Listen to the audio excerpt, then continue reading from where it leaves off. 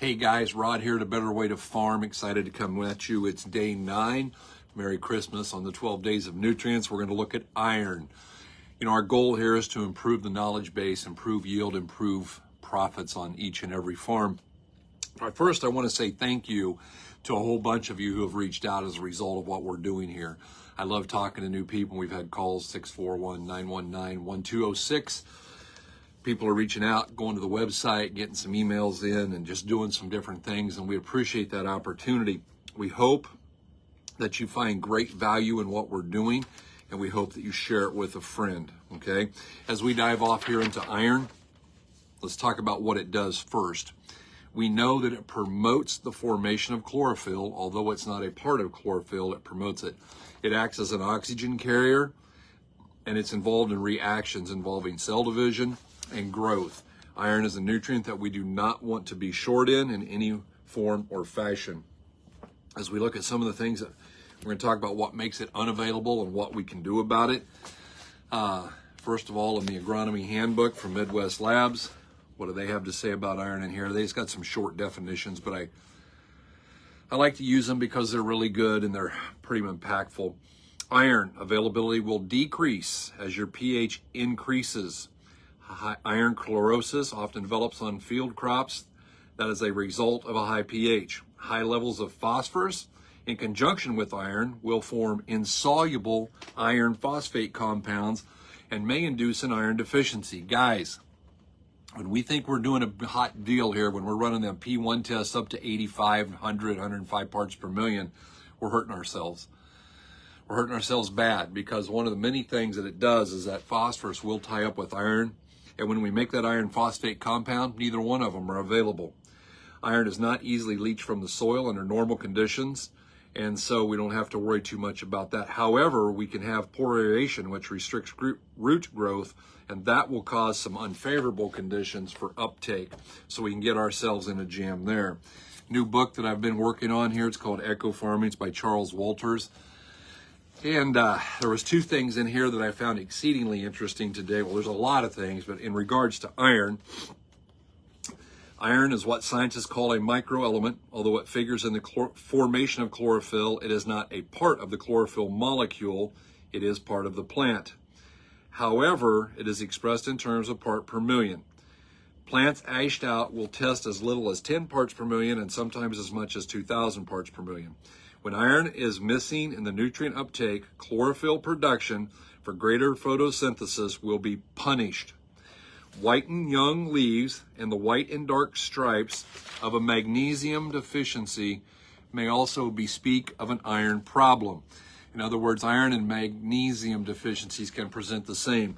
My experience indicates that magnesium favors a little more towards the yellow, and the iron may start yellow but will very quickly go to white.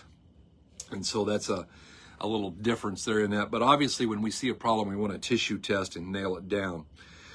I've talked so much about all the different nutrients, and I'm going to go ahead and share this particular deal. No charge for this extra tip here. But Azobacter, which is a nitrogen-fixing, non-symbiotic microorganism, has to have moly and a quality supply of zinc, or it won't sustain life. It will not sustain its life process in the soil. Once again, tying them all together, guys. It's important that we make sure that we have all of the nutrients that we need. I'm going to come back and hit on that. They got some more stuff in there on manganese and zinc and how important they are. But we just keep relearning how it is that we've got to tie all of these things together. That if we don't have the right things in there, then we don't get the results that we want.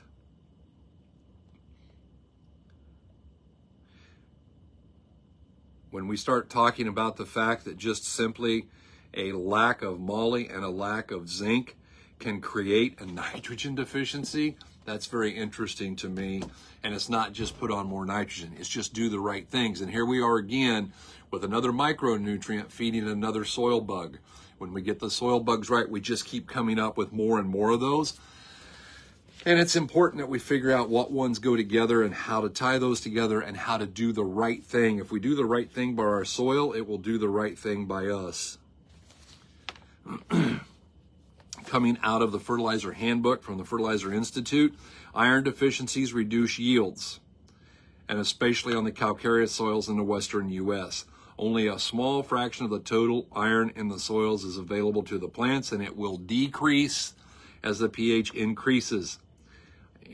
Iron deficiencies in crops generally appear as a yellowing of the interveinal portion of the leaves, and it's a condition called iron chlorosis. The leaves of your iron deficient plants will be pale green, yellow, and may even appear white, and that's what we typically tend to see when it gets bad. Iron chlorosis is corrected mainly by a foliar spray. Several sprays may be needed for severe chlorosis, and growers have found that the synthetic chelates are more effective than like ferrous sulfate as a foliar spray. These guys know that using the chelated iron is your best way to overcome that and to fix it. Going into the Western Handbook, just one more time, want to talk about what we see in the deficiencies. Number one, it's the chlorosis in the youngest leaves, okay? That's one of the things that's going to be different, is that iron tends to show up in the youngest leaves, which would actually be more like manganese than it would like magnesium. Magnesium is in the older leaves. The points and the margins keep their green color the longest, and the affected leaves curl upward. They cup, in other words. So you get some cupping and that change in color. Probably need to take a look at what you have going on there from the standpoint of iron. Iron also draws energy to the leaf by absorbing heat. And obviously, the darker we make the leaf, the more energy we absorb and the more things that happen within that plant in a faster fashion. And we want to go ahead and hit that. I'm very excited. I've got into some of these Albrecht papers, and today I'm going to be working out of 2 and 3.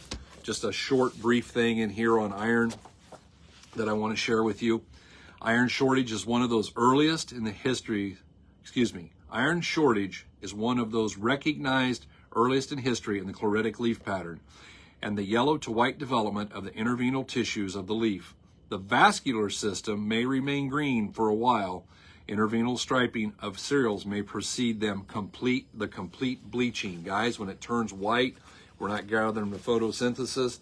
We're not getting results like we want. Iron is an important nutrient, and yeah, a lot of us have too much of it, but a lot of us are hurting, and we don't know what we got to do to fix it. Heavy liming and the consequent reduction in the degree of soil acidity are bringing on deficiencies of manganese and iron. Boron and iron are demobilized when the acidity of the soil is much reduced. Guys, I've talked to some people, and I appreciate them very much, and they've been religious in putting on lime, and that's important to have the right amount of calcium. However, we get to a point where it's too much, and all of a sudden it's working against us like anything else. If we have too much, it is going to work against us every single time.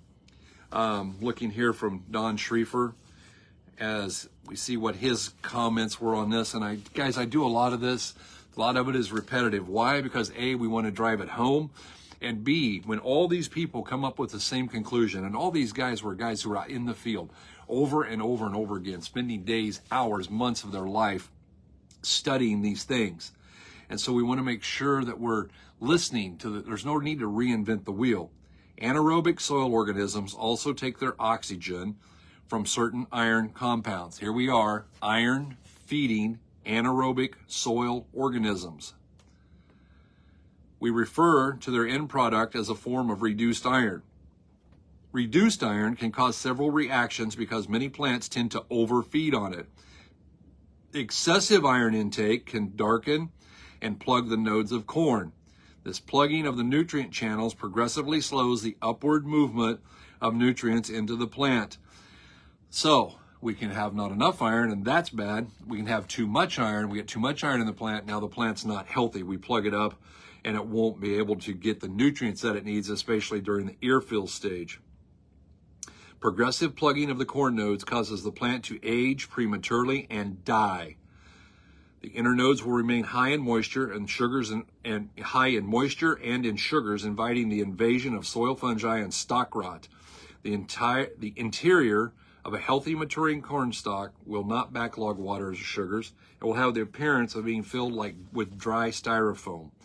Guys, node plugging and stock rot reflect a breakdown of the soil-plant relationship.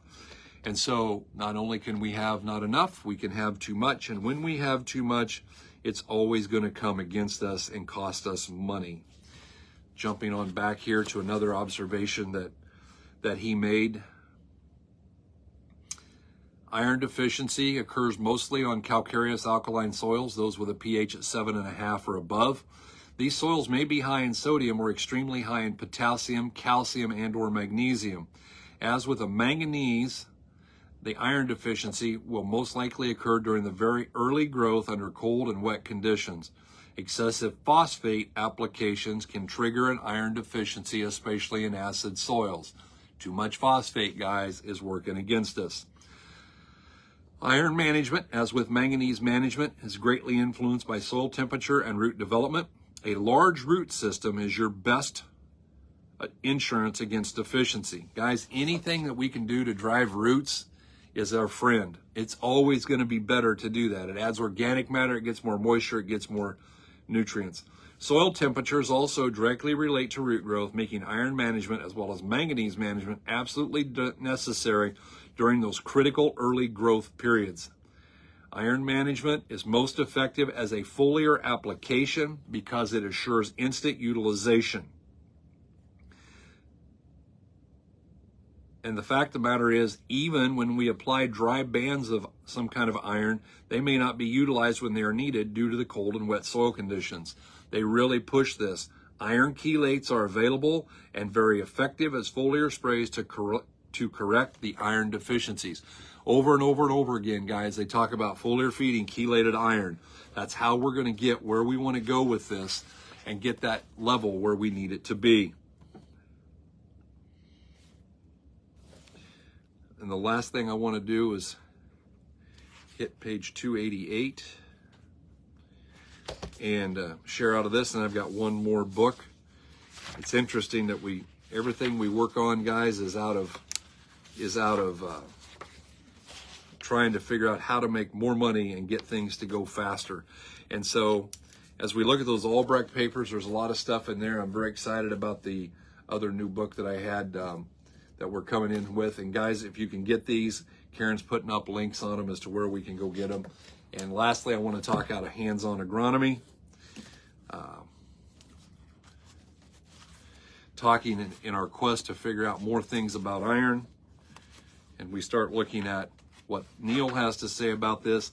Iron availability starts to decrease between 6 and 7 pH, meaning trouble if there's barely enough iron. As the calcium is raised, the iron level decreases. We just keep coming back to that pH thing and knowing how important it is to get it right. Be very careful with calcium levels. The day you get calcium up to 85% base saturation, 90% of the available iron will become complexed and locked up as in a vault. With a base saturation below 80%, greater nutrient availability is a measurable result. Guys, I want to stress this. We don't really want to cross 80% on a base saturation rate of calcium. I got a lot of guys think they're shooting for 85, but I don't think that's what we want to do. We just want to make sure that we're getting the right amounts of the right products at the right time, and that's how it is that we're going to change the game and make more money. We're not going to do it with the over-application of one nutrient. We've studied that over and over and over, and I just want to keep driving that deal home. There's not a one nutrient fix. Iron is something to be especially concerned about in high calcium soils. It is necessary for chlorophyll formation and electron transport in the enzyme systems. Some sensitive crops and their deficiencies are grain sorghum, citrus, and soybeans. Guys, your milo and your soybeans are really sensitive to this iron thing. The soybean crop is the most likely to exhibit iron chlorosis, and it is possible to have a crop suffering from iron chlorosis without the familiar yellowing showing up. Guys, this can be a hidden hunger. Again, visual symptoms probably cost you 15 bushel to the acre. We don't want to let them get to that point. And one more person saying iron chelates can be used as soil amendments or in a foliar application, but they do only take care of the problem for a year. On these high pH soils, guys, it's going to lock up, and we're going to have to fix this. We farm around it. We don't fix it. We just fix it for the growing season. We farm around it and make it work better. As for deficiencies, it will depend on more than just your iron level, because iron and manganese work together. And guys, let me say this, side note I wrote down in here. I need to drive something home. There are different labs with different extraction methods, and those numbers are true to that lab, and they make decisions based on those numbers. This particular lab that he's talking about, they were looking for a test somewhere in the neighborhood of 100 parts per million, or maybe even 200 parts per million. With the method that Midwest Labs, I'm looking here at the table of ratings, they're saying that our iron levels are high once we get above 25 parts per million. And that doesn't mean we can't farm around it, because here on our own farm, I've got the soil test laying right here, and our iron level here on this cornfield right across the road from us is 46 parts per million, which is very high. It's excessive, and it's hurting us. And in relationship to my manganese, which is way low, that's a bad combination. And that's what they're saying here. Iron and manganese work together. Again, he says he'd like to see iron at 200 plus. We're looking more like 20. I think that has to do with the lab.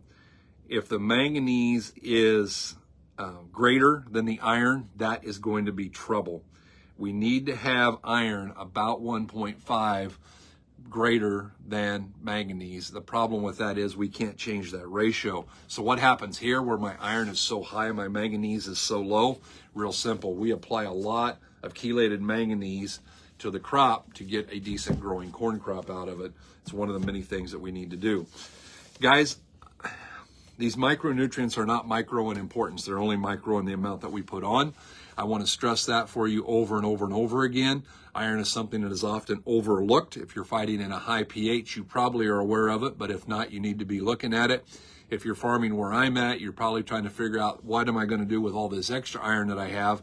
And one of the answers is I'm going to have to really look hard at those manganese levels, because it's everything together, working together. It's not a single nutrient fix. We appreciate you guys tuning in. We hope you continue to find us on all of the social media platforms, TikTok, Facebook, on the podcast, and as well as that, you can go buy A Better Way to Farm on the .com, betterwaytofarm.com, and take a look at the profit calculator. We're going to be coming back soon here with day 10. We're looking forward to coming talking about, we're going to talk about manganese next, and it's one of my favorite things to study, and we know a lot about that too. Guys, thank you for tuning in. I hope you have a happy holiday. Where's your favorite Christmas sweater, guys? We really need to see some of those. Thanks a lot. Merry Christmas. We hope you're having a better day.